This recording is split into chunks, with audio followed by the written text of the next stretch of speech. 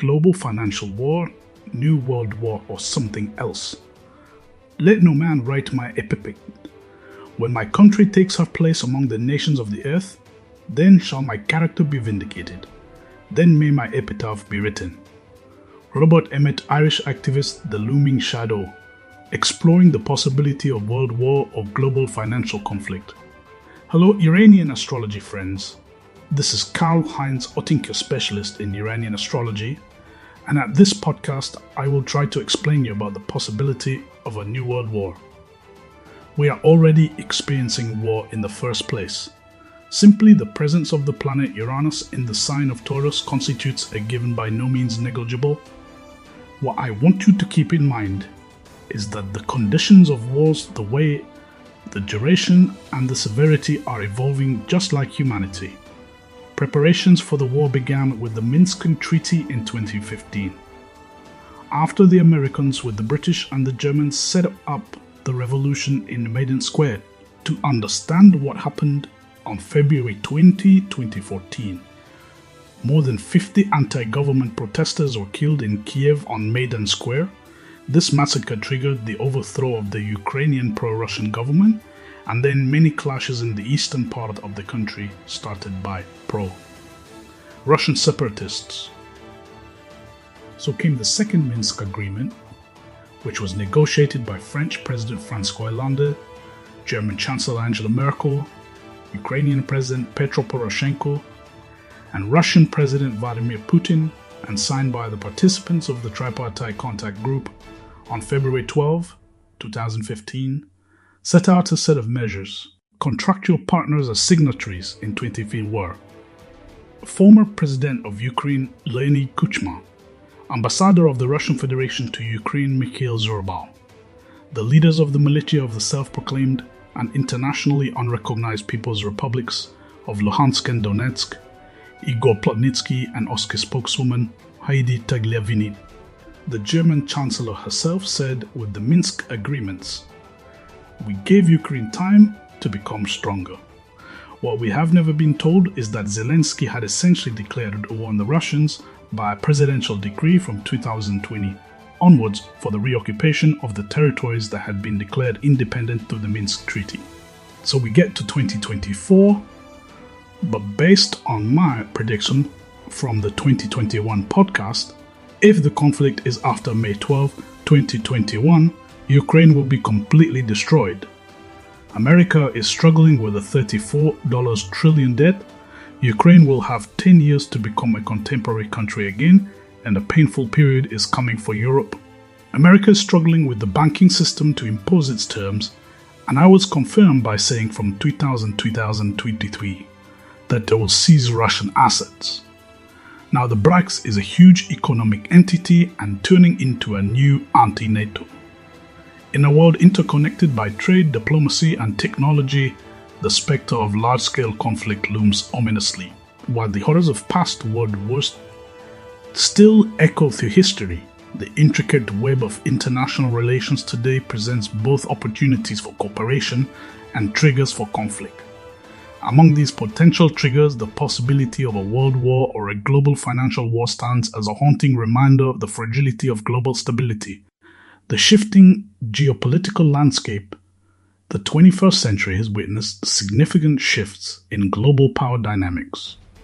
Traditional superpowers like the United States and Europe now contend with rising powers such as China, India, and regional powers like Russia. These shifts, coupled with nationalist sentiments, territorial disputes, and economic rivalries, create a fertile ground for tensions to escalate. Military flashpoints. In various regions, simmering conflicts threaten to spiral out of control. The Korean Peninsula remains a powder keg, with the unpredictable regime of North Korea testing nuclear weapons and engaging in provocative actions. In the Middle East, long-standing tensions between Iran and its neighbors, coupled with the proxy wars in Syria and Yemen, exacerbate instability in the region. Furthermore, territorial disputes in the South China Sea between China and its neighbors raise concerns about potential military confrontation. The recent annexation of Crimea by Russia and its involvement in eastern Ukraine also highlight the potential for conflict along Europe's eastern borders, economic frictions and trade wars. In addition to military tensions, economic rivalries pose significant risks to global stability. The increasing reliance on economic sanctions as a tool of foreign policy has led to tit-for-tat measures between major powers. The trade war between the United States and China in the early 2020s showcased how economic disputes could escalate rapidly, disrupting global supply chains and destabilizing markets. Moreover, the rise of economic blocs and regional alliances threatens to fragment the global economy further. The European Union, the Eurasian Economic Union, and initiatives like China's Belt and Road Initiative all aim to reshape global trade patterns, potentially leading to competition and conflict over resources and markets. Cyber warfare and technological risks. In the digital age, warfare has extended into cyberspace.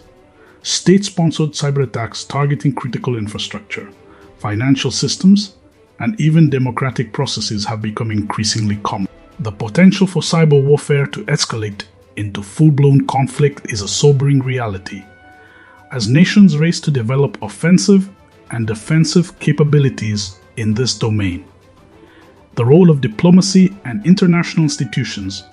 Despite the myriad of challenges, diplomacy remains the primary tool for conflict resolution. International institutions like the United Nations, NATO, and the World Trade Organization play crucial roles in mediating disputes and fostering cooperation. However, their effectiveness is often hindered by power struggles among member states and the limitations of existing frameworks in addressing complex, multifaceted issues. NATO vs. BRICS. America has for the last 50 years made the dollar the absolute weapon. The military alliance of NATO is in many respects reminiscent of the alliance of Delos, where Athens became enormous after living on the burden of others. Athens asked the island of Milos to join the alliance and invade Sparta. The inhabitants and lords of Milos spoke on the basis of the corresponding rules of international law. We would say if the events were taking place today, but the Athenians said to them, "Our demand is to what we consider possible from what we both have in mind, since we know well that according to the judgment of the people, the law is taken into account only when both the opposing parties have equal power to enforce it, and that when this does not happen, the powerful realize what their power allows them." The Americans slowly realized that with the entrance of Pluto into Capricorn for the last time, they will judge for their actions, and as the ancient Greeks said, Nemesis is coming, ei punishment. So the war being waged is hybrid. It can be partly with weapons, drones, artillery, but it is deeply economic. Let us not forget that NATO or the Americans will be in a dilemma, since the situation in Israel is really harsh and the Israelis are Jews, and as a religious community have the ultimate weapon for the United States, that is the financial system, war. So NATO has Pluto equals Zeus, which means the axis of responsiveness to obligations and to duty. The immediate changes, creating a new situation, the person who would try the most, take on more duties, awakening. The beginning of development, promotion of projects, nuclear weapons programs, growth into something that as a project is new. Conclusion. Navigating the path forward Americas is entering a spiral of economic death and will slowly lose strength and allies. Will you tell me it's good for the other countries that are emerging, China and Russia, as superpowers, not because they want to become caliphs instead of caliphs? As in the tragedy of Aristophanes that says, "In order for Cleon to fall the demagogue, we have to come a worse one. Prepare for an unprecedented economic war with scattered war flames just for war correspondents to have work. And remember not to believe mainstream media. Be careful who you trust. The devil was once an angel." Thank you for listening.